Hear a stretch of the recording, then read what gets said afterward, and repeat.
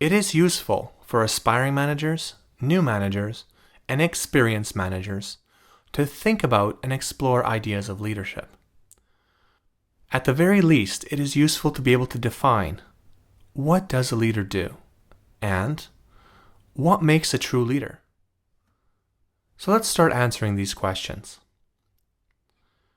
Some people think of the leader as someone who can direct a group of followers.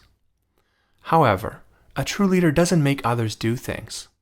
The true leader inspires action. Leaders should use their influence to get others to achieve a goal. This situation is ideal because if the leader were to go and do something else, the leader's followers would still work towards that goal.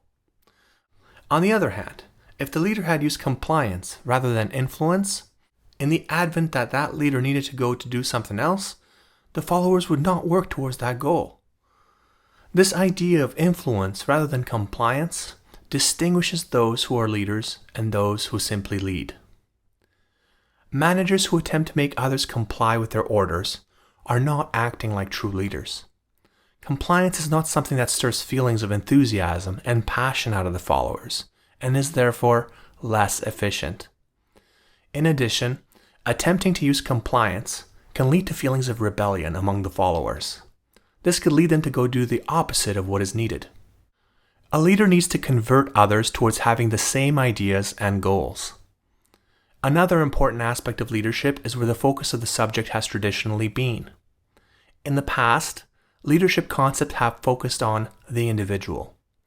This is how many people thought of the topic.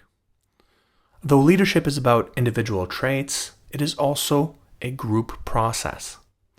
For example, followers identifying as a group and accepting the leader's proposals as progressing group interests is central to the idea of leadership.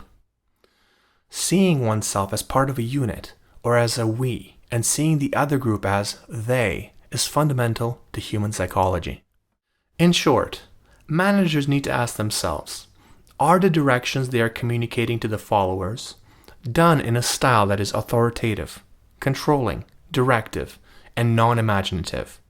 It may be easy to communicate in a compliance-seeking manner, but it is not imaginative, not engaging, and not as effective. Or are the directions being communicated in such a way so as to inspire followers to align their goals, to align their ideas and objectives with those of the leaders? By putting in more effort into the followers, such as by providing them with rich examples, ideas, and knowledge, their passion will be stirred, and this will allow them to self-motivate. They will then be converted to the leader's cause and path.